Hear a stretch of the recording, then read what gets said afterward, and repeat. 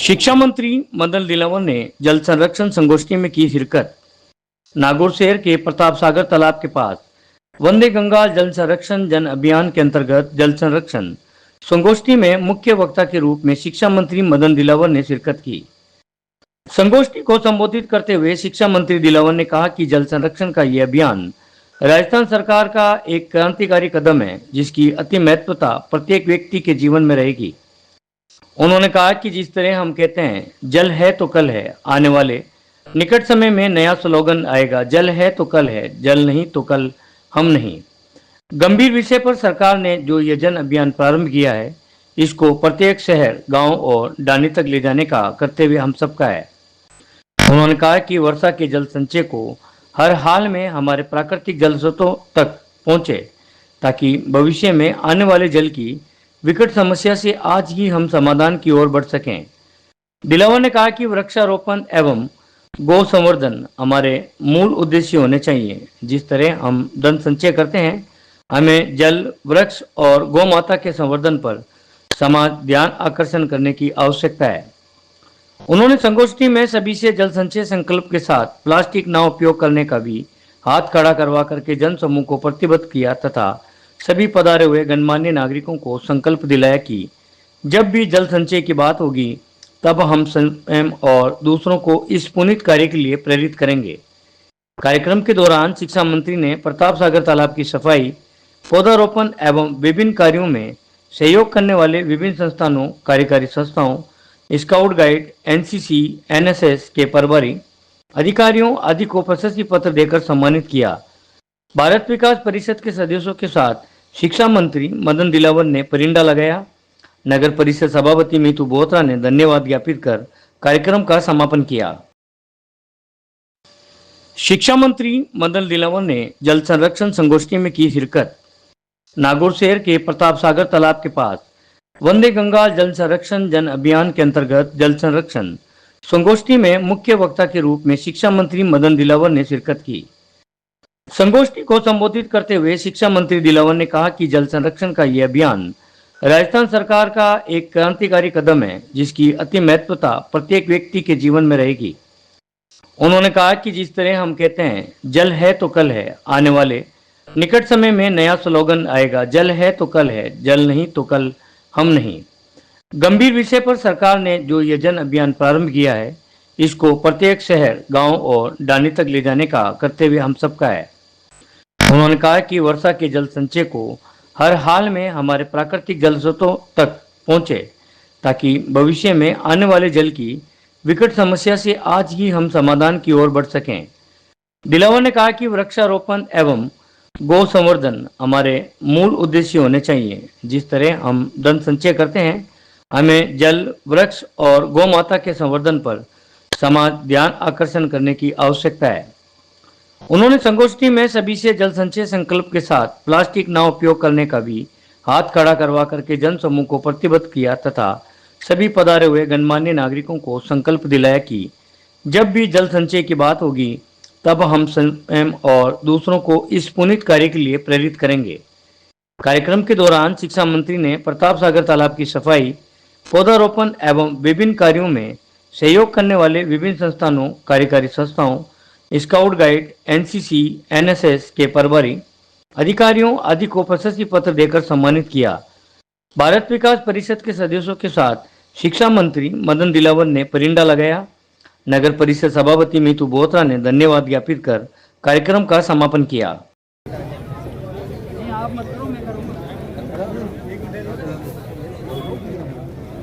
इस कार्यक्रम में अपने बीच में माननीय शिक्षा मंत्री महोदय पधारे हैं। आपका हार्दिक स्वागत एवं अभिनंदन। अपने बीच में हमारा मौलिक मार्गदर्शन करते रहते हैं। आना चाहूंगा माननीय उपखंड अधिकारी महोदय एवं आयुक्त नगर परिषद नागौर श्रीमान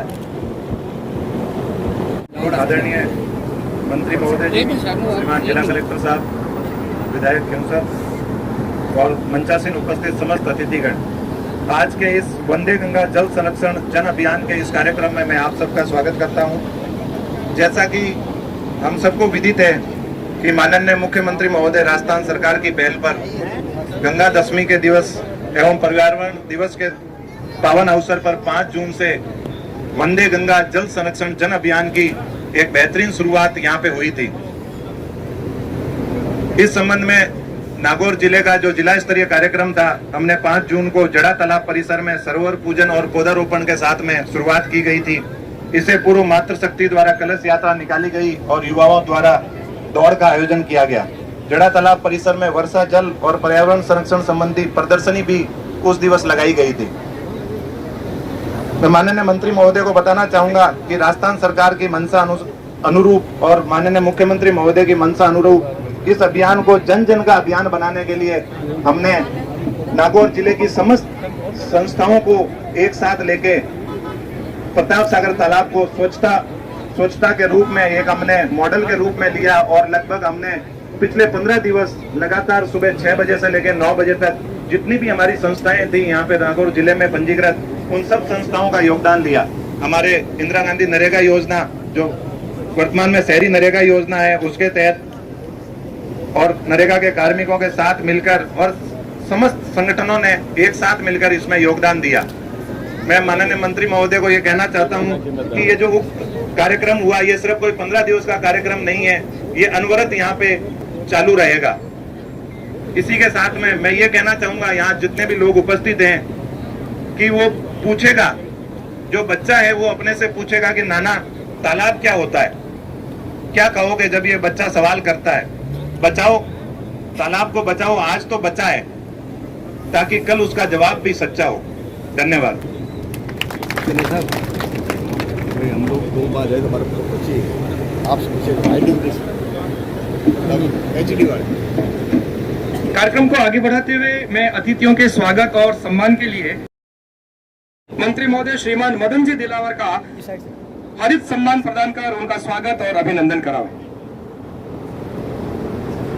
पर्यावरण संरक्षण की सीख देने वाला सम्मान हरित सम्मान के रूप में तुलसी का पौधा एक गमले में डालकर आज के हमारे मंत्री महोदय को मंच के द्वारा दिया गया। बहुत बहुत धन्यवाद।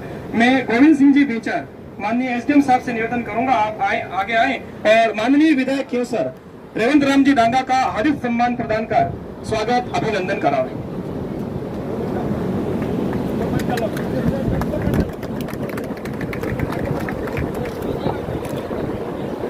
भारतीय जनता पार्टी के माननीय जिला अध्यक्ष श्रीमान रामधन जी पटेलिया को हरित सम्मान प्रदान कर उनका स्वागत और अभिनंदन करने के लिए मैं निवेदन करना चाहूंगा एसीबीओ नागौर श्रीमान राधेश्याम जी गोदारा से आप आगे आए।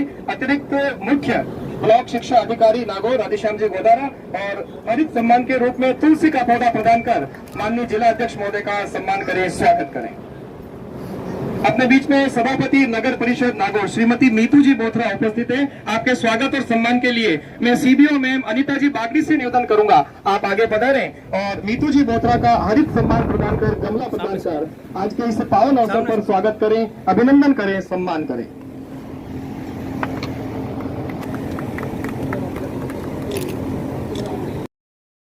कर उनका स्वागत करें, अभिनंदन करें।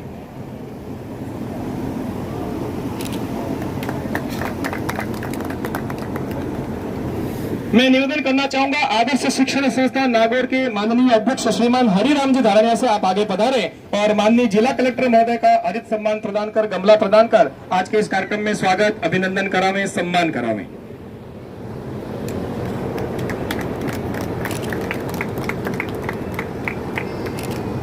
भारत विकास परिषद के प्रांतीय समन्वयक श्रीमान नृत्य गोपाल जी मित्तल से निवेदन है, आप आगे पधारे और मुख्य कार्यकारी अधिकारी जिला परिषद सीईओ साहब रविंद्र कुमार जी का हरित सम्मान प्रदान कर स्वागत करें, अभिनंदन करें।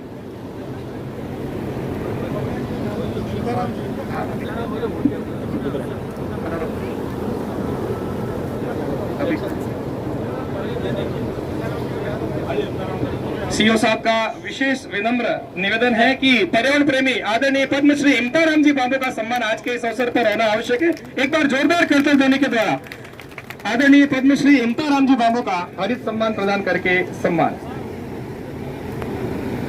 अपने बीच में कृपाराम जी उपस्थित है। आदरणीय कृपाराम जी के स्वागत और सम्मान के लिए मैं निवेदन करना चाहूंगा श्रीमान रामेश्वर जी सारस्वत, आप आगे पधारे। कृपाराम जी भाई साहब का हरित सम्मान प्रदान कर स्वागत अभिनंदन करावे।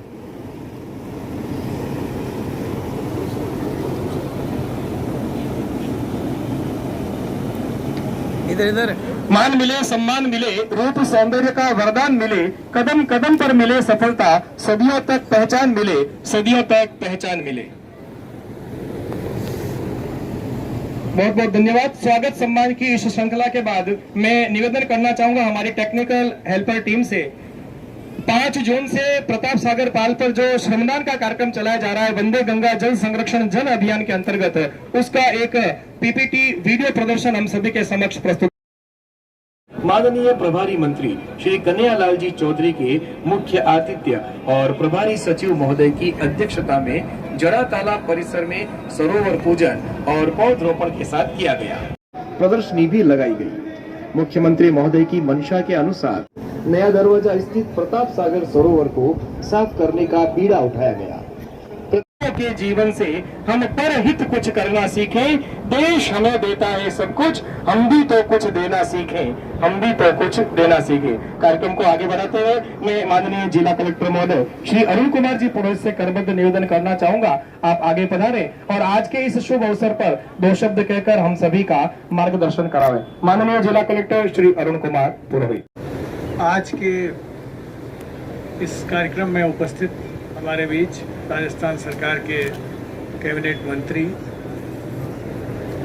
श्री मदन जी दिलावर साहब, खींवसर से आने वाले विधायक श्री रेवतराम जी डांगा साहब, नागौर शहर के प्रथम नागरिक मीतू जी बोथरा, सभापति नगर परिषद, भारतीय जनता पार्टी के जिला अध्यक्ष कोटलिया जी, नागौर से पद्मश्री श्री हिमताराम जी बांबू,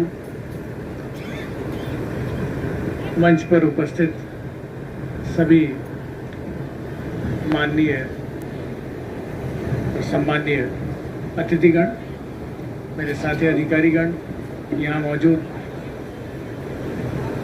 नागौर शहर के गणमान्य नागरिकगण, मातृशक्ति, वंदे गंगा अभियान जैसा श्रीमान को ज्ञात है, ये 5 जून विश्व पर्यावरण दिवस से इसको प्रारंभ किया गया था और उस दिन प्रभारी मंत्री जी और प्रभारी सचिव हमारे जिले के जो हैं वो भी यहाँ नागौर में आए थे और उस दिन इसको भव्यता के साथ प्रारंभ किया गया। इस कार्यक्रम के बहुत सारे आयाम रहे, चाहे वो वाटर बॉडीज़ की सफाई करने की बात हो, चाहे प्लांटेशन करने का और प्लांटेशन के लिए जो गड्ढे खुदवाने का काम था वो रहे, या हमारी जो पीएचईडी की जो खेलियाँ थी, जो जेएलआर थे उनकी सफाई की बात रहे, चाहे कृषि विभाग के विभिन्न जो गतिविधियाँ थी उनका प्रचार प्रसार, और एनवायरनमेंट, इकोलॉजी और पर्यावरण के लिए विभिन्न कार्यशालाएं रही। साथ साथ हमने CSR एक्टिविटी के लिए भी, जिसमें आम लोगों का, कॉरपोरेट सेक्टर का सहयोग रहे, किस प्रकार से, जिससे ये सब कार्य सरकार तो कर ही रही है, उसके साथ साथ दूसरे लोग भी इसमें जुड़े और इसको हम विस्तृत रूप से जिले में एक तरह से इसको बता सकें और करवा सकें, उसके बारे में भी हमने बातचीत भी की। उसमें हमें अपेक्षित सहयोग भी मिला और जिसका मूल्यांकन हम अगले कुछ समय में करके और इसको प्रदर्शित भी करेंगे। लगभग 2500 से अधिक इस प्रकार की साइट्स रही हैं जो कल तक, जहाँ पे हमने कोई न कोई एक्टिविटी लगातार की है, उसका डिटेल विवरण भी जब श्रीमान अभी बैठक लेंगे तो हम उसके बारे में आपको अवगत कराएंगे। पर्यावरण एक ऐसा मुद्दा है जिसमें बाकी बहुत सारे जो चीज़ें हैं जिसके बारे में सोचते हैं कि मानव जाति को इसका खतरा है, लेकिन ये एक ऐसा खतरा है जिसको शायद एहसास जल्दी नहीं कर पा रहे या समझ नहीं पाए, और पिछले कुछ दशकों से तो हम सीरियल किलर की जगह कोई मास मर्डर टाइप हो गए। तो लगातार बहुत सारी चीज़ें ऐसी हुई, या विश्व पूरे में ही हो रही है, हमारे यहाँ भी हो रही है और जगह भी हो रही है, जब हमने इसको, पर्यावरण को, इस प्लेनेट को, इस ग्रह को इग्नोर किया है। चाहे वो वेस्ट, कचरा फैलाने की बात हो, जो या तो मिट्टी को खराब कर रहा है या फिर पानी को खराब कर रहा है, चाहे पॉइजनस जो फर्टिलाइजर्स हैं, जैसे फास्फोरस को हम अगर उदाहरण के रूप में देखें तो फास्फोरस का उपयोग बेहतर कृषि के लिए किया जाता है, लेकिन उसको यदि ज़्यादा उपयोग में किया जाए तो जब वो रन ऑफ के साथ पानी के साथ बह के नदियों में जाता है या वाटर बॉडीज में जाता है तो मछलियों का जीवन संकट में पड़ जाता है, जो हमारी इकोलॉजी को प्रभावित करता है। इसी तरह हम कार्बन डाइऑक्साइड की बात करेंगे तो कार्बन डाइऑक्साइड के कारण जो गैस बन रही है, जो ग्रीन हाउस इफेक्ट हो रहा है, जिससे गर्मी बढ़ रही है, हम लगातार महसूस करते हैं कि विश्व का तापमान बढ़ता जा रहा है। और यदि यही स्पीड रही, इसी गति से यदि ये चीज़ें चलती रही तो कोई आश्चर्य नहीं कि अगले 10 या 20 साल में पूरे विश्व का तापमान लगभग 2 डिग्री सेंटीग्रेड पूरा बढ़ जाएगा। और 2 डिग्री सेंटीग्रेड बढ़ने के बाद कितनी बर्फ पिघलेगी, कितने समुद्रों में पानी का लेवल बढ़ जाएगा, तो समुद्र के किनारे के शहर नहीं रह पाएंगे, सरवाइव नहीं कर पाएंगे, कितने डेजर्ट एक्स्ट्रा हो जाएंगे, और कहाँ का क्या होगा इसका शायद मानव जाति को या हम लोगों को इसका अनुभव भी नहीं है, इसका ज्ञान भी नहीं है। जो इस विश्व को सस्टेनेबल डेवलपमेंट की आवश्यकता है, जिसमें कि जैसा हमारे पूर्वजों ने, हमारे जो अग्रज थे, उन्होंने जैसा विश्व को हमारे लिए छोड़ा, इस धरती को हमारे लिए छोड़ा, उससे हम बेहतर यदि नहीं कर पाएंगे इसको, जो चीज़ हम इसमें खराब चीज़ कर रहे हैं उसके साथ साथ उससे अच्छा भी करना जरूरी है, जिसका एक पार्ट प्लांटेशन भी है, इन वाटर बॉडीज़ की सफाई भी है। हम जितने पौधे लगाएंगे तो हमारी जो कमी है उसको हम ठीक भी करेंगे। और ये एक ऐसा क्षेत्र है जहाँ पर यदि कहीं गड़बड़ होनी शुरू हो गई तो उसको रिवर्ट करना संभव नहीं है। बाकी चीज़ों में तो हम रोक सकते हैं, किसी काम को बंद कर दे तो वो ठीक हो जाएगा, लेकिन यदि विश्व का तापमान बढ़ गया तो पूरी दुनिया का तापमान बढ़ गया तो आप भले उस दिन से सब कुछ बंद कर दो, सारे एसी बंद कर दो, बिजली का उपयोग बंद कर दो, तभी भी जाके वो टेम्परेचर कम होने में, अगर बढ़ने में इतने साल लगे तो घटने में भी लगेंगे। वो जो जनरेशन होगी जो उस समय उसको झेलेगी या उसको भुगतेगी, उसके लिए कोई क्षमा का जो है वो विषय नहीं रहेगा। तो हम लोगों को इस चीज़ को समझना है और इस चीज़ को लोगों को समझाना भी है। यही मैं यहाँ से एक संदेश भी देना चाहता हूँ, मैसेज भी देना चाहता हूँ। और उसका एक प्रयास था, अनूठा प्रयास था, जो इस शहर में ऐसे पहले से 2 तालाबों में काम किया है, ये तीसरा तालाब है। इसके बाद और भी हमने उसमें विचार कर रखा है कि और आगे कहाँ पे काम करेंगे। तो सर हम पूरा कोशिश करेंगे, जैसी सरकार की मंशा है, आपकी मंशा है, उसके हिसाब से आने वाले समय में ये अभियान की एक अवधि समाप्त हो जाएगी, लेकिन ये कार्य हमारा लगातार जारी रहेगा, चाहे वो बारिश का समय हो या बारिश के बाद का समय हो। और आज श्रीमान मंत्री महोदय ने समय निकाला, नागौर आप पधारे और इस अभियान की समीक्षा भी आप करेंगे और अभी हमारे साथ इस कार्यक्रम में जुड़े, जिससे हम सब का मनोबल भी बढ़ता है कि सरकार से हमको देखने वाले, हमको हमारे काम की जांच करने वाले, हमारा संबल बढ़ाने के लिए सरकार भी हमारे साथ है। ये हमारे लिए बहुत ही अच्छी बात है। और आप सभी अतिथियों का मैं पुनः बहुत बहुत धन्यवाद देना चाहूंगा। और इसी के साथ मैं अपनी वाणी आपसे निवेदन है, आज के इस पावन अवसर पर आप अपनी प्रांजल वाणी से हम सभी का मार्गदर्शन करावें।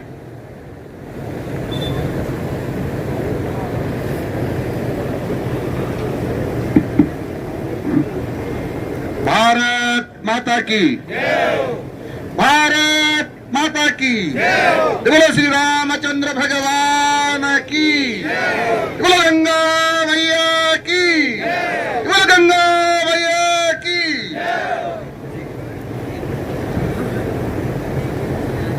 वंदे गंगा जल संरक्षण जन अभियान के नागौर के इस कार्यक्रम में मंचस्थ विराजित परम सम्मान्य पद्मश्री हेमताराम जी साहब और यहाँ के लोकप्रिय विधायक माननीय रेवतराम जी डांगा साहब और नगर परिषद की सभापति बहन मीतू जी बोथरा, भारतीय जनता पार्टी के जिलाध्यक्ष श्रीमान पोटलिया जी, यहाँ विराजी श्रीमान बूताराम जी गरवा साहब, श्रीमान करपाराम जी देवड़ा, जिला कलेक्टर महोदय, उपस्थित सभी अधिकारीगण, यहाँ उपस्थित स्वयं संस्थाओं के प्रमुख कार्यकर्ता भाई और बहनों और मित्रों, गंगा दशमी से लगातार यानी 5 जून से लगातार हम सब लोग मिलकर के जल संरक्षण अभियान चला रहे हैं और इसको हमने जन आंदोलन बनाया है।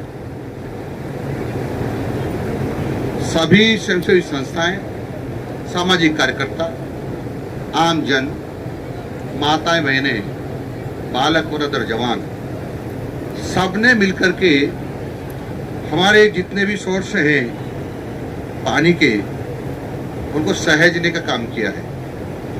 और मुख्य रूप से जो प्रताप सागर का जो आप लोगों ने काम किया है, तो जो मैंने आज देखा है, और इसके लिए आप बधाई के पात्र हैं। मैं आप सब लोगों को बधाई देता हूं कि जैसा मुझे बताया गया कि ये बहुत गंदा पड़ा हुआ था, झाड़ जंग करते कीचड़ था, अनेक प्रकार से देखने में भी अच्छा नहीं लगता था। आज बहुत अच्छा लग रहा है, और जब इसमें पूरा पानी भर जाएगा, जब ऐसा छलकेगा जैसे गंगा मैया स्वयं अवतरित हो गई हो, और इसलिए मैं आप सब लोगों को बधाई देता हूं। मित्रों, पानी का बचाना बहुत आवश्यक है, क्योंकि पानी के बिना हमारा जीना बहुत मुश्किल है। लोग कहते हैं कि भोजन के बिना हम 2-5-10 दिन रह सकते हैं, लेकिन पानी के बिना हम नहीं रह सकते। और इसलिए पानी नहीं होगा तो हम भी नहीं होंगे, यानी पानी नहीं तो मानवता का अस्तित्व समाप्त हो जाएगा। और इसलिए अपने आप को बचाने के लिए, अपने आप को संवारने के लिए, अपने वंशज भी निरंतर प्रगति करते रहे, इसलिए आवश्यक है कि उनको पर्याप्त पानी उपलब्ध होता रहे। परंतु जिस प्रकार का दृश्य हम कुछ वर्षों से देख रहे हैं, उससे नहीं लगता है, यदि हम नहीं संभले तो, कि आगे कुछ दशकों बाद हम पर्याप्त पानी देख पाएंगे। और उसका उदाहरण मैं आपके सामने रखना चाहता हूं। विश्व भर में जितना पानी है, उसका शुद्ध जल हमारे पास केवल 4% है। हिंदुस्तान में केवल 4% है, और विश्व की तुलना में हमारी जनसंख्या 16% है। और जमीन हमारे पास 2.3% है, यानी 2.5% से भी कम है। 16% जनसंख्या, 4% पानी, ये दिखाता है कि अब नहीं संभले तो आगे हमारा चलना बहुत मुश्किल हो जाएगा। राजस्थान की बात करूं भारत की तुलना में, तो क्षेत्रफल है इसका राजस्थान का 10.4%, जनसंख्या है 5.5%, और हमारे पास जो सतही पानी है वो हमारे पास है 1.16%, यानी जनसंख्या 5.5% और पानी हमारे पास 1.25% भी नहीं है। ये दिखाता है कि अब आगे खतरा हो गया है। ये चेतावनी है हमारे लिए, इसलिए हमको संभलना पड़ेगा। हमको प्रति व्यक्ति प्रतिवर्ष पानी चाहिए 1700 क्यूबिक मीटर प्रतिवर्ष। प्रति व्यक्ति 1700 क्यूबिक मीटर पानी चाहिए, ये कम से कम चाहिए। इससे कम होगा तो हमको खतरा होगा। लेकिन हिंदुस्तान में पानी कितना हमारे पास 1470 के आसपास क्यूबिक मीटर प्रतिवर्ष प्रति व्यक्ति है, जो कम है। और राजस्थान की बात करूं तो 870 क्यूबिक मीटर प्रति व्यक्ति प्रतिवर्ष पानी है, जो बहुत कम है। जहां हमको 1700 चाहिए, वह 870 के लगभग है। यानी अब नहीं संभले तो हमारा जीना दुभर हो जाएगा। और मित्रों, हमारे पास में आपसे चर्चा करूं तो पीने का पानी हमारे पास 1955 में कितना था? 5270 क्यूबिक मीटर प्रति व्यक्ति प्रतिवर्ष पानी था। आज कितना रह गया है? आज घट करके 1496 क्यूबिक मीटर प्रति व्यक्ति प्रतिवर्ष रह गया है।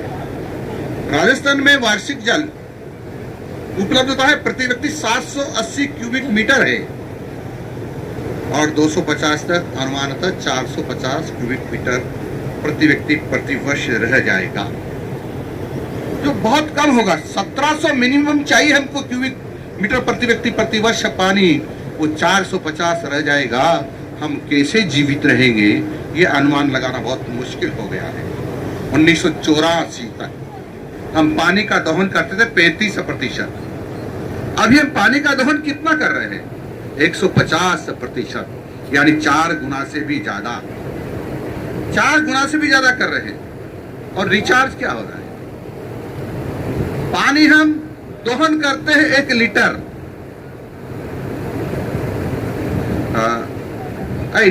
निकालते हैं 1.5 लीटर, तो रिचार्ज करते 1 लीटर।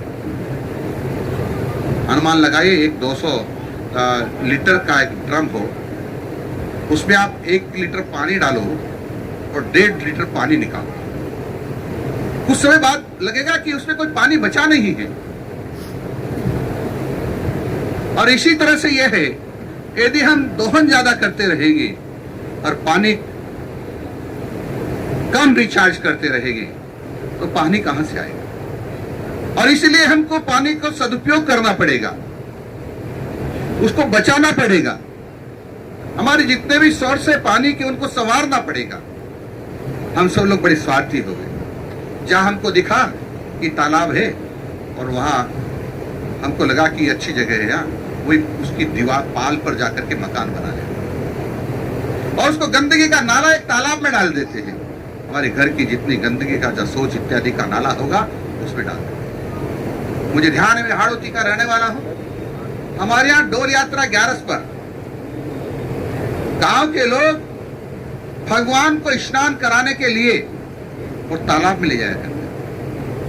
आज स्थिति वह नहीं रही, तालाब गंदा हो गया है, अतिक्रमण हो गए हैं, पानी के आवक के रास्ते बंद हो गए हैं। लोगों ने पानी के आवक के रास्तों को रोक दिया है। अब पानी कहां से आएगा? पानी नहीं आएगा तो तालाब में रिचार्ज कैसे होगा? हम सब लोगों ने पानी, कुंड, बावड़ी यदि और कुआं ये सूख गए हैं तो उनको मिट्टी से या कचरे से पाट दिया है। हमने नहीं सोचा कितने उपयोगी हैं। हमने सोचा इसमें पानी सूख गया तो किसी काम का नहीं रहा, वो आज भी उपयोगी है, क्योंकि जो वर्षा जल होता है उसमें आता है। यदि उसमें नहीं आ रहा तो दूर से ढलान करके पानी के रास्ते को ढलान से ला करके हम कुंड में, बावड़ी में डाल सकते हैं, कुएं में डाल सकते हैं, तो पानी उसमें भरा रहेगा, तो पानी रिचार्ज होता रहेगा। और पानी रिचार्ज होगा तो वाटर लेवल बढ़ेगा, और वाटर लेवल बढ़ेगा तो हमको बहुत कम गहराई पर ही पानी आसानी से उपलब्ध हो सकता है। मैं कुछ दिन पहले देखता था, 30-40 साल पहले हम कुएं खोदने जाया करते थे, मुश्किल से 10 मीटर पर बहुत बढ़िया पानी आ जाया करता था। आज 70, 80, 90, 100 मीटर पर भी हमको पानी उपलब्ध नहीं होता है। इसका अर्थ ये हुआ है कि पानी नीचे चला गया है, वाटर लेवल डाउन हो गया है। और इस सब के बारे में हमको विचार करना पड़ेगा कि आखिर में ऐसा क्यों हुआ है। आखिर में इसलिए हुआ होगा कि पानी को लाने वाले जितने भी कारक थे उनको हमने नुकसान पहुंचाना प्रारंभ किया। पानी कौन लाता है हमारे यहाँ? एक पेड़ एक साल में 3,500 लीटर पानी को रिचार्ज करता धरती में। 3,500 लीटर पानी रिचार्ज करता धरती में एक पेड़ वर्षा को बुलाता है। पेड़ 20 किलो अपशिष्ट को हर साल सोखता है। पेड़ ध्वनि प्रदूषण को कम करता है और पेड़ ऑक्सीजन देता है। पर पेड़ों की महत्ता हमें समझी नहीं, इसलिए पेड़ लगातार कम हो रहे हैं, जबकि हमारे पूर्वजों ने पेड़ों की महत्ता को बहुत अच्छी तरह से समझा था। लगभग 392 वर्ष पहले जोधपुर जिले की केजरली गांव में मां अमृता देवी ने, जब उस समय के शासकों ने पेड़ काटने का आदेश दिया और मां अमृता देवी को पता चला, तो 2 बेटियों के साथ स्वयं पेड़ों पर आकर चिपक गई। मेरे जीते जी पेड़ नहीं काट सकते हैं, देखते देखते गांव के 363 लोग चिपक गए, लेकिन उन कारिंदों ने सबको काट दिया, हत्यारों ने सबको काट दिया, लेकिन जीते जी पेड़ को नहीं कटने दिया, मरने के बाद ही पेड़ काट पाए। यानी पेड़ की कीमत अपनी जान से भी ज्यादा है, ये हमने समझा। इससे बड़ा उदाहरण विश्व में कोई नहीं है पेड़ के लिए। लेकिन भाइयों बहनों, विश्व के लोगों ने तो उससे शिक्षा ली, लेकिन हम शिक्षा नहीं ले पाए और उसके कारण से पेड़ों की कमी हो गई। हमारे यहाँ पेड़ों की स्थिति क्या है? मैं बात करता हूं कनाडा के, तो वहां 10,163 पेड़ है प्रति व्यक्ति। फ्रांस और ऑस्ट्रेलिया में 3,000 6,000 पेड़ है प्रति व्यक्ति। चाइना में 130 पेड़ है प्रति व्यक्ति। यूके में 47 पेड़ है प्रति व्यक्ति। हिंदुस्तान में 48 पेड़ है प्रति व्यक्ति। और जब राजस्थान की बात करता हूं तो 25 के आसपास आंकड़ा आता है प्रति व्यक्ति, जबकि प्रति व्यक्ति हमको औसतन ठीक प्रकार से जीने के लिए 472 पेड़ चाहिए प्रति व्यक्ति। हम 25 मिनट के पड़ेंगे। हमको लंबी छलांग लगानी पड़ेगी, लंबी छलांग लगानी पड़ेगी, तब जाकर वहां पहुंच पाएंगे। हम 7 करोड़ 10 करोड़ पौधे हर साल लगा करके वहां पहुंच नहीं सकते।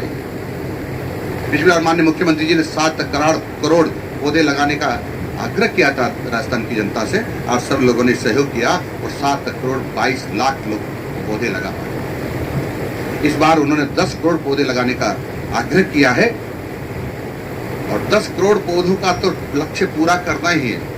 लेकिन शिक्षा विभाग, पंचायत राज विभाग ने भी सोचा है कि हम इससे भी आगे बढ़ना चाहते हैं और हम सब ने हमारे बच्चों को और शिक्षकों को लक्ष्य दिया है। 10 जुलाई से लगातार 1 महीने तक 1 घंटा 10-10 पौधा प्रत्येक विद्यार्थी लगाएगा। 1 महीने तक, यानी एक छात्र 300 पौधे लगाएगा। हमारा अधिकारी कर्मचारी 15 पौधे रोज लगाएगा, यानी 450 पौधे रोज लगाएगा। ये चाहे सरकारी विद्यालय के बच्चे होंगे या फिर निजी विद्यालय के बच्चे होंगे, सब मिलकर इतना लगाएंगे तो हम सोचते हैं कि हम इस टारगेट को या लक्ष्य को जो पूरा हम कर पाए। मित्रों, पेड़ के बारे में हमको कई बार लगता है कि पेड़ क्या देता है। पेड़ इसके कार्यकाल में, इसके जीवन काल में 4 से 5 करोड़ रुपए की आमदनी करवाता है। एक साल में 30 लाख रुपए की ऑक्सीजन देता है, यानी बहुत कुछ देता है। और मैंने सुना है कि ताल तलैया, झरने, पेड़ पौधे सब इस भारत माता के श्रृंगार है। इस भारत माता के श्रृंगार है। भारत माता हमको क्या नहीं देती है? भारत माता हमको सब कुछ देती है। हमारा मलमूत्र सहती है और जो सतही पानी खत्म हो जाता है तो इसकी छाती में हम बड़ी बड़ी मशीनें लगा करके, बोर करके पानी पीने के लिए और सिंचाई के लिए निकालते हैं। ये उफ तक नहीं बोलते। जब हमको बांधों से या नदियों से पानी एक जगह से दूसरी जगह ले जाना हो तो बड़ी बड़ी मशीनों से इसकी छाती में छलनी करते हुए हम मशीनों से नहरों का निर्माण करते हैं, फिर भी उतना ही बोलती। हमारे किसान पहले छोटे छोटे हल चला करके खाद्यान्न पैदा करते थे, अब हम बड़े बड़े ट्रैक्टर मशीनें ले आए हैं, इसकी सारी छाती को छलनी कर देते, फिर भी उतना नहीं बोलती। ये क्यों नहीं बोलती? इसलिए नहीं बोलती थी, मेरा दर्द मेरे बच्चों को बता दूंगी तो मुझसे पानी लेना बंद कर देंगे, और पानी लेना बंद कर देंगे तो प्यास के कारण से, भूख के कारण से मर जाएंगे, खाद्यान्न भी पैदा नहीं होगा। जब भारत माता हमारे बारे में इतना सोचती है तो क्या हमारा दायित्व तो नहीं बनता है इसके बारे में सोचें? क्यों हम इसके श्रृंगार को उजाड़ते हैं? क्यों ताल तलैया को नुकसान पहुंचाते हैं? क्यों पेड़ों को उजाड़ते हैं? क्यों पेड़ों को लगाते नहीं है? ये सब कुछ हम करना चाहिए, लेकिन भूल गए हमारे स्वार्थ के कारण से। अच्छा फर्नीचर हमको चाहिए, हम फर्नीचर का ऑर्डर देते हैं, काटने वाले पेड़ों को चले जाते हैं। हमको भान भी नहीं कि जो अच्छा फर्नीचर बनाएंगे उसके नुकसान हमको क्या होने वाले हैं। लेकिन हमारा घर अच्छा लगे, हमारा ऑफिस अच्छा लगे, और इसलिए सब प्रकार के काम करने में तुल जाते हैं। मित्रों, मैं आप सब लोगों से निवेदन करना चाह रहा हूं, यही हाल रहा तो समझ लेना 1-2 पीढ़ी से ज्यादा पीढ़ी हमारी चल नहीं पाएगी। और जो मैं कह रहा हूं कि मानवता का जो नाम और निशान है, हो सकता है इस धरती से मिट जाए यदि पानी नहीं होगा। इसलिए पानी का उसको सहेजना बहुत जरूरी है, इसका सदुपयोग करना जरूरी है। कई बार गांव में देखते हैं सरकारी जो पानी की पाइपलाइन से टूटी रहती है, कोई तो उसको ठीक कर दो भैया, नहीं, पीएचडी वाले आएंगे फिर करेंगे।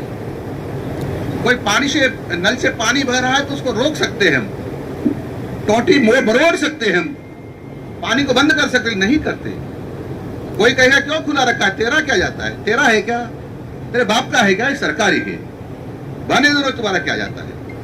यही हम सब लोगों को मरने का कारण बन सकता है। इसलिए हम हमेशा सरकार के भरोसे बैठे रहेंगे, जिला कलेक्टर क्या मटकियां फोड़ते रहेंगे, पीएचडी में जाकर मटकियां फोड़ते रहेंगे, उससे कुछ नहीं होने वाला। हमको हमारी जिम्मेदारी भी समझनी पड़ेगी। हम अच्छे नागरिक हैं, इसलिए हमारे कर्तव्यों का भान भी हमको होना चाहिए कि हमको क्या करना है, हमारा दायित्व क्या बनता है, और उसको हमको पूरा करना चाहिए।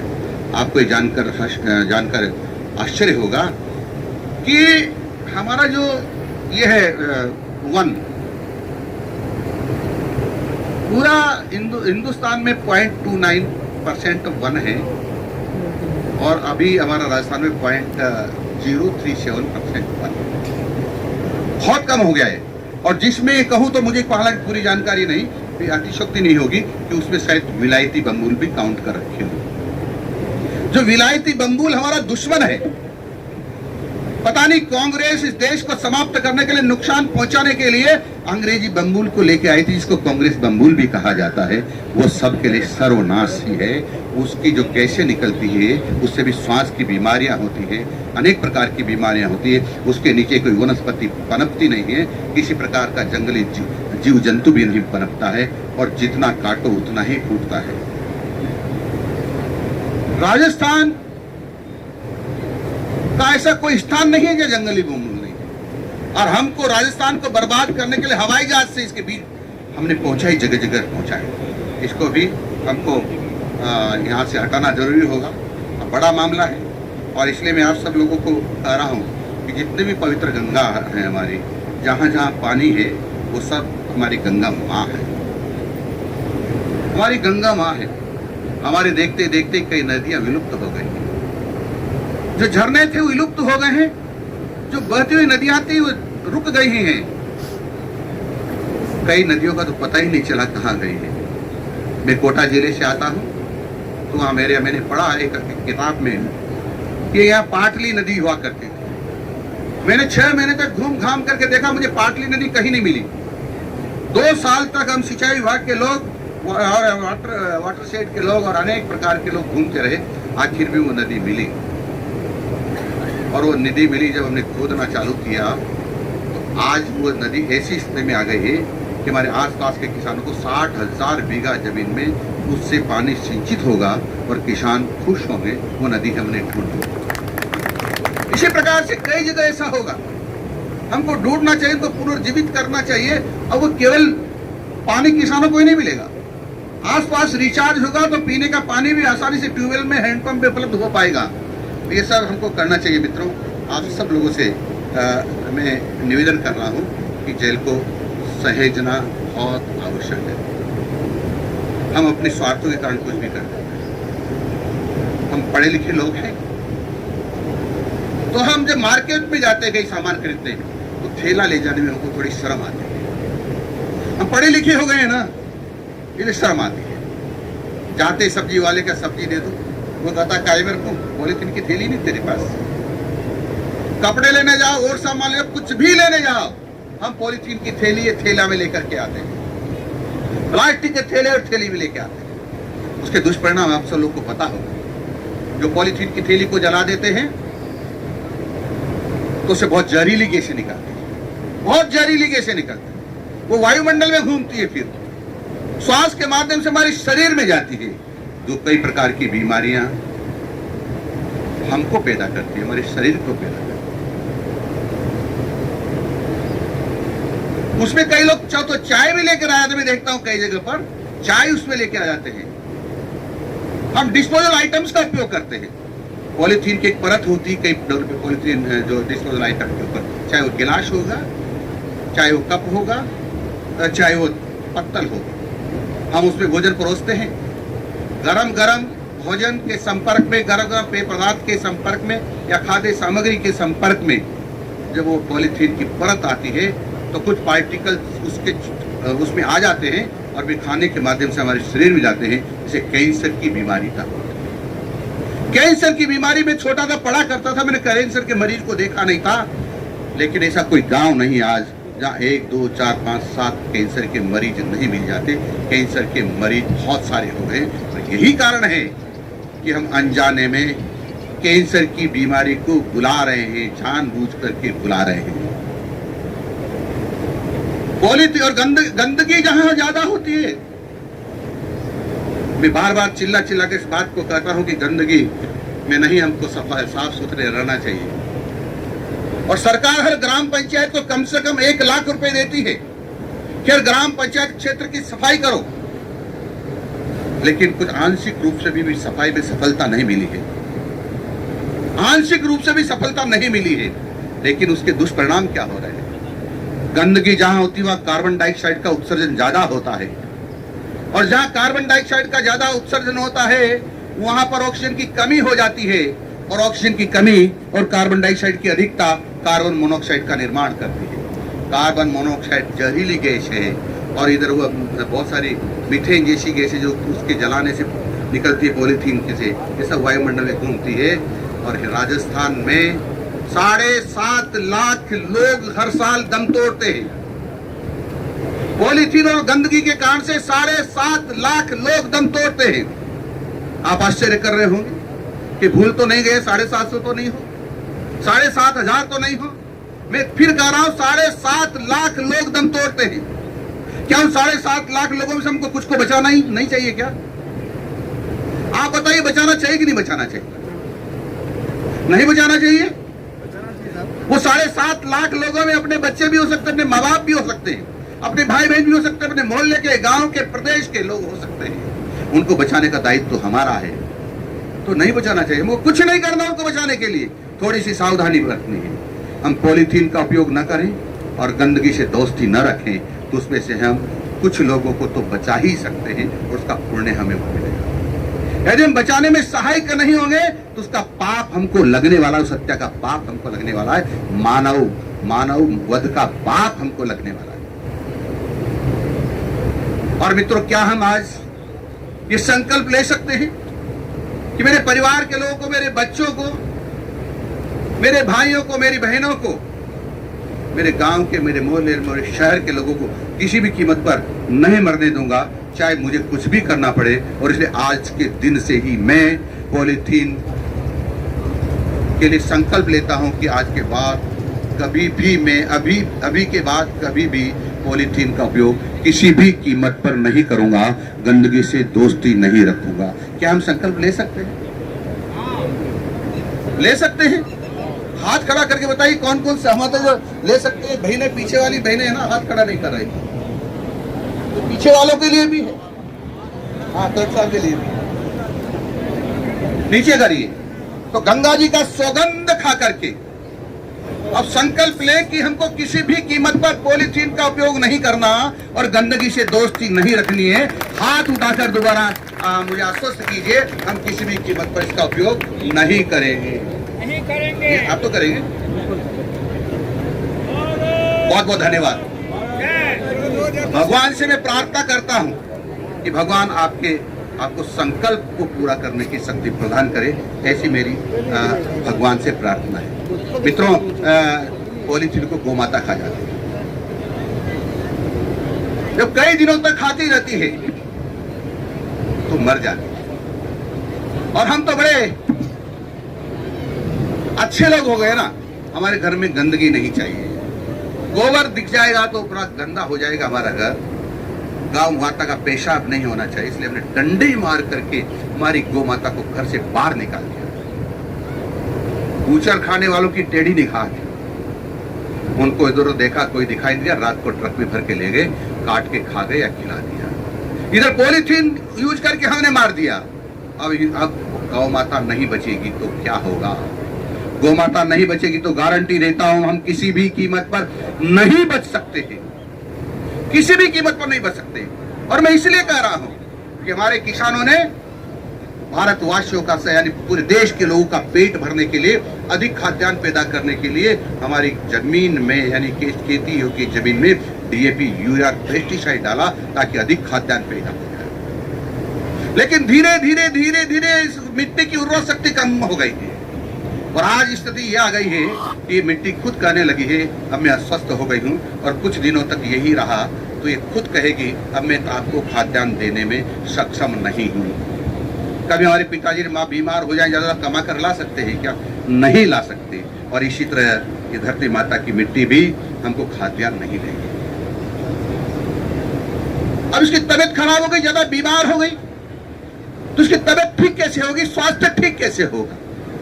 स्वास्थ्य ठीक करने के लिए केवल हमारे पास गौमाता का गोबर और गौमाता का पेशाब चाहिए। पर गौमाता तो हमने मार दी है, पॉलिथीन खिला करके, डंडे मार करके बाहर निकाल दी।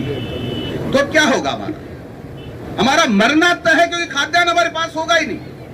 हमारे सामने हमारे बच्चे तड़तड़ के मरेंगे और बच्चों के सामने तड़तड़ के मरेंगे।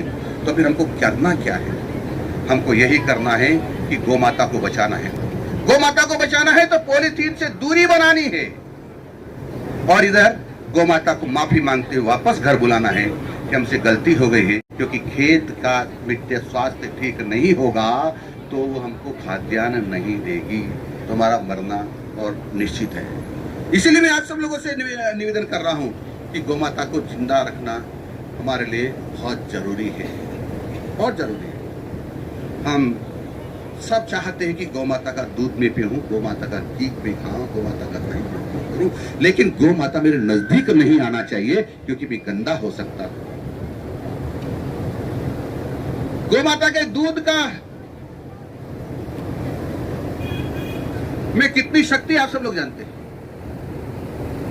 जननी जो जन्म देने वाली मां है, उसके बाद यदि सबसे कोई श्रेष्ठ दूध है तो गौमाता का दूध है। और मित्रों, मैं एक उदाहरण देकर आप सब लोग को समझाना चाहता हूं कि 2-4 दिन पहले जिस गौमाताओं ने बच्चे दिए हो, 2-5 गौमाताओं ने, उनको खड़ा कर दो और 2-5 बच्चों को इधर पकड़ करके खड़े हो जाओ। ऐसे ही 2-5 भैंसों ने अपने बच्चे दिए हो, उनको उधर खड़ा कर दो और बच्चों को इधर पकड़ के खड़े हो जाओ। भैंसों के और गायों के सब बच्चों को एक साथ छोड़ो।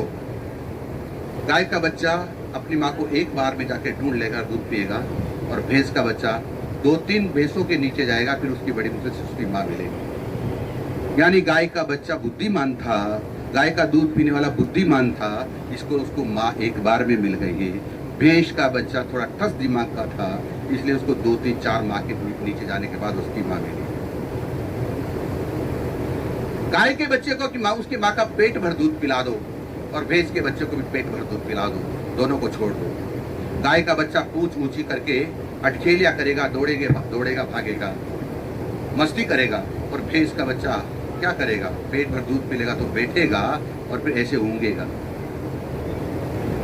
अपने बच्चों को ऊँगलियां बनाना है, सुस्त बनाना है तो भैंस का दूध पिलाइए, और चंचल बनाना है और बुद्धिमान बनाना है तो गाय का दूध पिलाइए। गाय के बछड़े को हम क्या बोलते हैं? छोटे को बछड़ा ही बोलते हैं ना। थोड़ा बड़ा हो जाए तो केड़ा बोलते हैं, थोड़ा बड़ा हो जाए तो नारकिया बोलते हैं, थोड़ा बड़ा हो जाए तो बेल बोलते हैं, ऐसा ही बोलते हैं ना। और भैंस के बच्चे को क्या बोलते हैं लोग? भैंस के छोटा बच्चे को पाड़ा, थोड़ा बड़ा हो जाए तो पाड़ा, फिर बड़ा हो जाए तो पाड़ा, फिर बड़ा हो जाए तो पाड़ा। यानी वो तो पाड़ा का पाड़ा ही रहा ना। प्रोग्रेस तो गाय के दूध पीने वाले ने की है, इसलिए अपने बच्चों से प्रोग्रेस कराना है तो गाय का दूध पिलाए। अब गाय का दूध आएगा कहां से? गाय का दूध घर घर गौमाता को पालिए, ताकि आपको गौमाता के दर्शन भी होंगे। गौमाता का पेशाब जिस घर में गिरता है वो घर पवित्र होता है। आप जानते, जब कोई भी मांगलिक कार्यक्रम करते हैं तो कि जो पूजा पाठ करते हैं तो वहाँ की जमीन को हम पवित्र करने के लिए गौमाता के गोबर से उसका लेप करते हैं या फिर गौमाता के मूत्र का छिड़काव करते हैं, और इसलिए हमारा घर पवित्र रहे। और इसलिए हमको गौमाता चाहिए ही।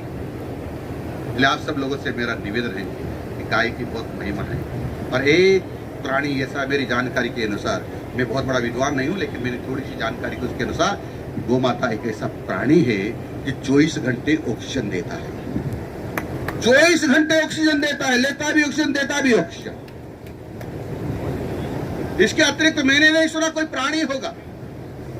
इसके पीठ पर 10-20 दिन हाथ ऐसे फेर दो तो ऐसा कहते ब्लड प्रेशर भी ठीक हो जाता है। इसके गोबर से, पेशाब से ऐसा करते हैं जानकार कि कैंसर तक की बीमारी ठीक हो जाती है। यानी सारी दुनिया की सारी बीमारियों को का इलाज है तो सब गोमाता के पास है। और इसीलिए तो ये जगत जननी है, एक जगत जननी है, सारे भगवानों की, देवताओं की, सबकी भी मां है। और हम बड़े सुबह सुबह भगवान का नाम लेते हुए, गुनगुनाते हुए मंदिर जाते हैं, अगरबत्ती ले जाते हैं, प्रसाद ले जाते हैं, माला ले जाते हैं, तो पॉलीथीन की थैली में रख के ले जाते हैं, पॉलीथीन की थैली में रख के ले जाते हैं। आप क्या सोच के जा रहे हैं आज भगवान मुझे खुश होगा, मेरी मनोकामना पूरी करेगा? लेकिन गारंटी देता हूं भगवान आपसे खुश नहीं होगा, क्योंकि जगत जननी भगवान की मां को भी मारने का इंतजाम आप पॉलीथीन ले जा रहे हो। जब भगवान को पता चलता है कि पॉलीथीन ले जा रहा है तो आपकी मनोकामना कभी पूरी नहीं कर सकता। और इसलिए मैं आप सब लोगों से कह रहा हूं, कभी भी चाहे मंदिर जाओ, मठ जाओ, कहीं भी जाओ, चाहे अपने दैनिक उपयोग में लो, पॉलीथीन का उपयोग किसी कीमत पर मत कीजिए, मत कीजिए। ये हमारा शत्रु है। कई लोगों ने मेरे कहा जी कि आप पॉलीथीन को बंद क्यों नहीं करा देती सरकार? हाँ, मैंने आज के 8 महीने लगभग पहले राजस्थान में कितने मैन्युफैक्चर से पॉलीथीन को अलग बुलाया। एक भी विधि सम्मत मैन्युफैक्चर नहीं है राजस्थान में। फिर मैंने स्टॉकिस्ट को बुलाया तो स्टॉकिस्ट भी एक भी नहीं है विधि सम्मत, सब बेईमानी से बेच रहे हैं। फिर मैंने सभी जिला कलेक्टर को निर्देश दिए कि आपकी टीम को लगा करके जहां जहां पॉलीथीन मिलता है स्टॉक उसको देख के उसकी सूची बनाइए। कुछ जिलों से उसकी सूची आई, हमने उनको बुलाया, एक भी नहीं आया। हमने उसी दिन तय किया कि 15 दिन का और समय देते इसका अपना स्टॉक खत्म कर ले, नहीं तो उनके खिलाफ हम कड़ी कार्रवाई करेंगे। वो समय पूरा हो गया। मैं जिला कलेक्टर महोदय से भी कह रहा हूँ, नगर परिषद के अधिकारियों से भी कह रहा हूँ कि वो समय पूरा हो गया है। अब छोटे मोटे लोगों के खिलाफ कार्रवाई न करें, सब्जी बेचने वालों के खिलाफ कार्रवाई करने का कोई अर्थ नहीं है। आपको स्टॉकिस्ट है तो उसके खिलाफ कार्रवाई करें, एक बार चेतावनी दे दें, दूसरी बार उसकी दुकान को सीज कर दें, किसी भी कीमत पर नहीं खोलें, क्योंकि वो मारने की दुकान है। हमको मारने की दुकान है, हमारे बच्चों को मारने की दुकान है, गोमाता को मारने की दुकान है। इसलिए आप सब लोगों से मैं निवेदन कर रहा हूँ कि पेड़ को बचाना है, पौधा लगाकर पेड़ बनाना है, पानी को सहेजना है, और जितने के हमारी नदी, नाला, ताल, तलैया है उसको सुरक्षित रखना है, और पानी रिचार्ज हो सके ऐसी कोशिश करना है, पानी का सदुपयोग करना है, पानी का दुरुपयोग नहीं करना। इसी के साथ मैं आप सब लोगों को नमन करता हुआ अपनी बात को समाप्त करता हूँ। नमस्कार, जय हिंद।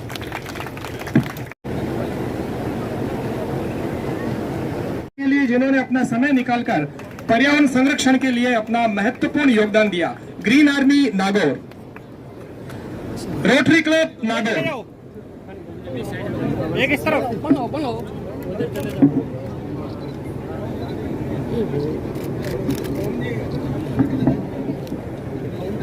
एक प्रशस्ति पत्र और एक स्मृति चिन्ह। एक एकदम पीछे हो जाना। ग्रीन आर्मी नागौर के बाद में रोटरी क्लब नागौर के सम्मानित पदाधिकारी पधारे।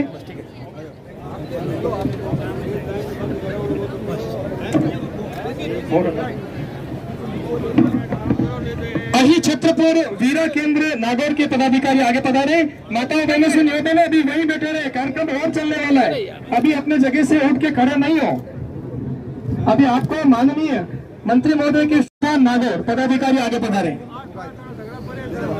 अही छत्रपुर वीरा केंद्र नागौर के बाद ग्रामोत्थान विद्यापीठ संस्थान नागौर। आप दोनों मैम इधर आ जाइए। अरे आई चित्र वाला है नहीं।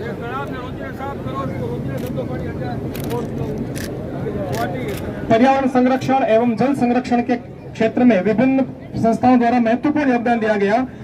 महेश युवा संघ माहेश्वरी समाज नागौर। ग्रामोत्थान विद्यापीठ संस्थान के बाद महेश युवा संघ माहेश्वरी समाज नागौर तैयार रहे। M academy Nagaur, M academy Nagaur के पदाधिकारी आगे पधारे। माताओं बहनों से निवेदन है, कृपया कुछ समय के लिए अपने स्थान पर विराजे रहें। एक मिनट उनको जान दो। Kalika petroleum unit Nagaur, Kalika petroleum unit Nagaur. मुख्यमंत्री प्रतिदिन इन्होंने सुबह 6 से लेकर के 9 बजे तक जल स्रोत के संरक्षण में महत्वपूर्ण भूमिका निभाई। ग्रामोत्थान विद्यापीठ संस्थान नागौर के बाद महेश युवा संघ Nagaur, M academy Nagaur, Kalika petroleum unit Nagaur, मुख्यमंत्री शहरी रोजगार गारंटी योजना के मेट नागौर, एम एकेडमी आगे पधारे जाओ।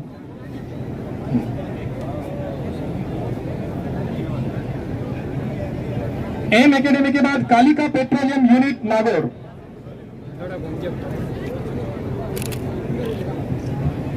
महेश युवा संघ नागौर, महेश युवा संघ के पदाधिकारी आगे पधारे। महेश युवा संघ माहेश्वरी समाज नागौर। प्रशस्ति पत्र एवं स्मृति चिन्ह प्रदान कर इनका अभिनंदन किया जा रहा है। तालियां बजाते रहे। थोड़ा सा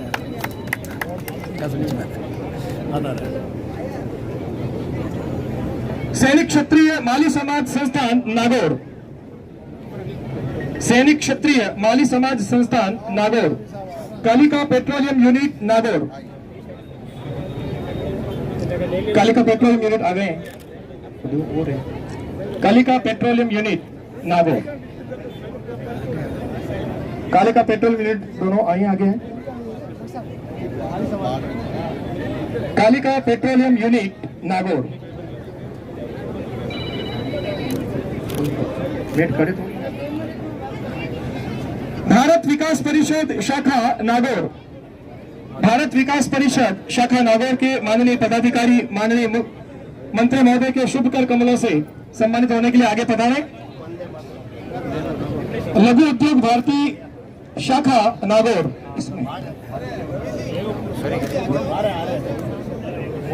श्रीमती माडीबाई मिर्धा राजकीय कन्या महाविद्यालय नागौर,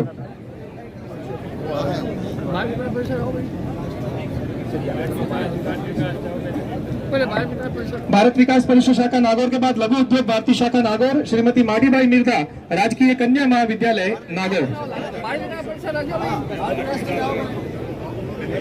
भारत विकास परिषद शाखा नागौर।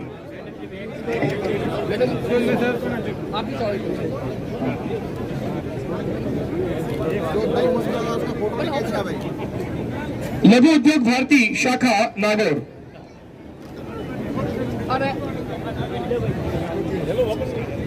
लघु उद्योग भारती शाखा नागौर,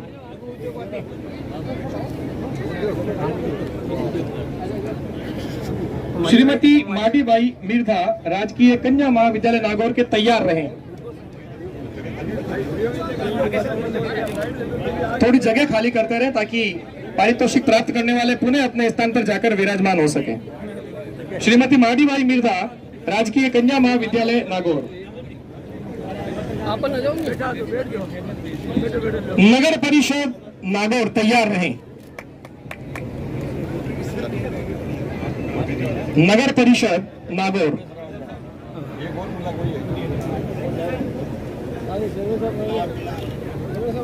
नगर परिषद नागौर के बाद लायंस क्लब नागौर तैयार रहें। मैडम इस साइड सर आप उठा जाओ। नगर परिषद नागौर के नेतृत्व में वर्षा जल संरक्षण का यह परम पुनीत कार्य चल रहा है। जोरदार कर्तव्य ध्वनि हो जाए। लायंस क्लब नागौर आगे पधारें।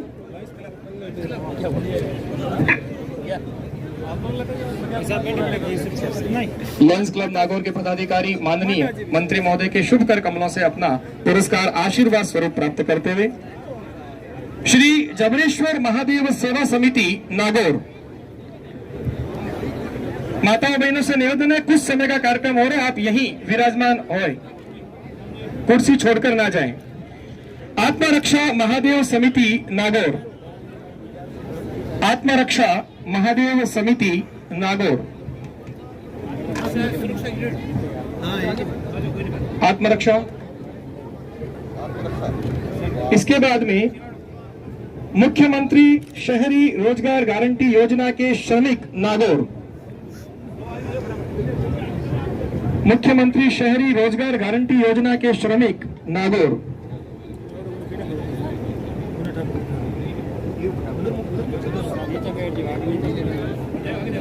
सम्मानित मंच से निवेदन, मुख्यमंत्री शहरी रोजगार गारंटी योजना के श्रमिक प्रतिनिधियों को पुरस्कार देकर इनका उत्साहवर्धन कराएं। जाट समाज समन्वय समिति नागौर, जाट समाज समन्वय समिति नागौर अपना पारितोषिक लेने के बाद आप ससम्मान अपने स्थान पर विराजमान हो जाए ताकि दूसरी संस्थाओं के पदाधिकारी भी आराम से आ सके।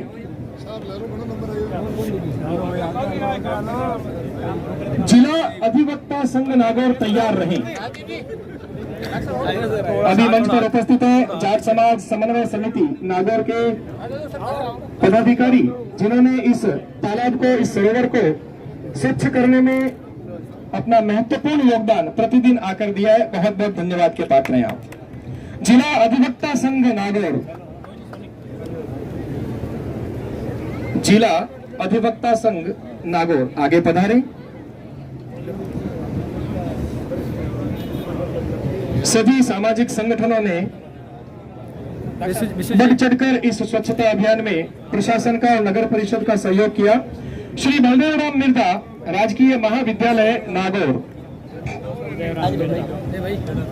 श्री बलदेवराम मिर्धा राजकीय महाविद्यालय नागौर के प्राचार्य श्रीमान हरसुख रामजी चरंग अपनी टीम के साथ राजस्थान राज्य भारत स्काउट व गाइड नागौर, तालियां बजती रहनी चाहिए साथियों। राजस्थान राज्य भारत स्काउट व गाइड नागौर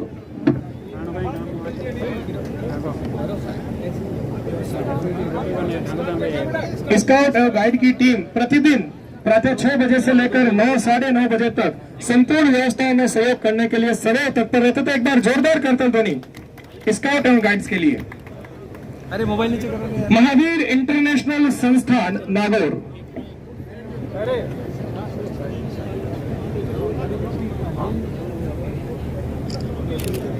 भारत माता की।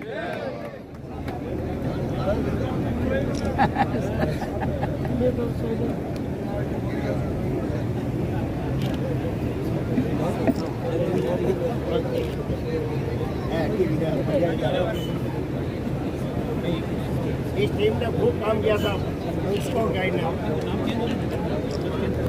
राजस्थान राज्य भारत स्काउट व गाइड के बाद में महावीर इंटरनेशनल संस्थान नागौर,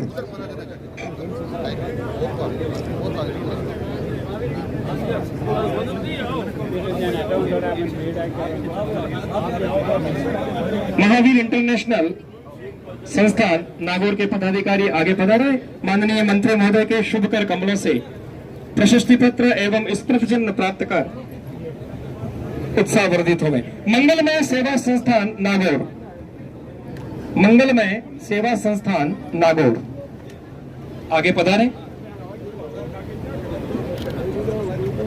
नाथुराम मिर्धा ट्रस्ट नागौर, श्री नाथुराम मिर्धा ट्रस्ट नागौर के माननीय पदाधिकारियों से निवेदन है आप भी तैयार रहें।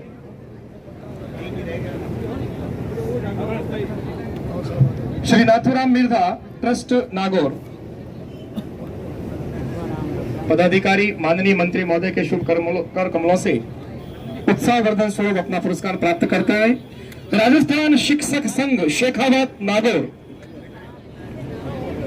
राजस्थान शिक्षक संघ शेखावत नागौर के माननीय पदाधिकारी आगे पधारे।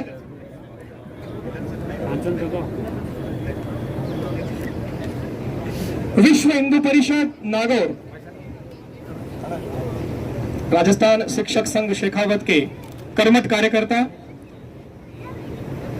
उसके बाद विश्व हिंदू परिषद नागौर श्रीमान रामेश्वर जी सारस्वत,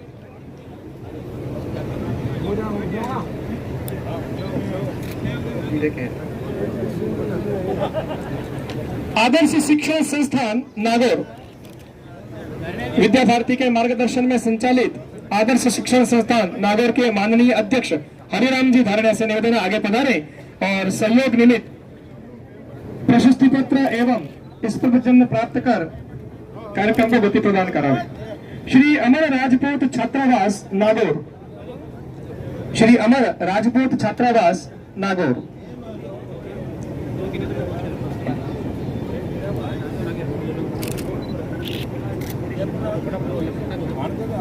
कर्माबाई जाट महिला संस्थान नागौर अमर राजपूत छात्रावास के वीर युवा कर्मठ कार्यकर्ता पुरस्कार प्राप्त करते हुए उसके बाद में कर्माबाई जाट महिला संस्थान नागौर की मातृशक्ति महिलाओं ने भी इस सेवा के कार्य में बढ़ चढ़कर भाग लिया है। इसके बाद नागौर विकास समिति तैयार रहे।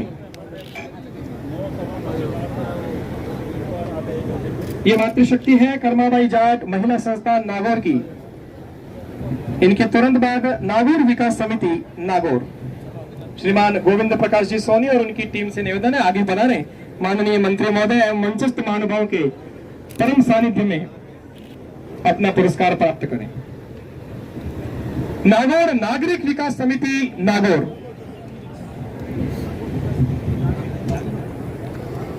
नागौर नागरिक विकास समिति नागौर के पदाधिकारी पधारे श्रीमान नृत्य गोपाल जी मित्तल। Nagaur club Nagaur Nagaur club Nagaur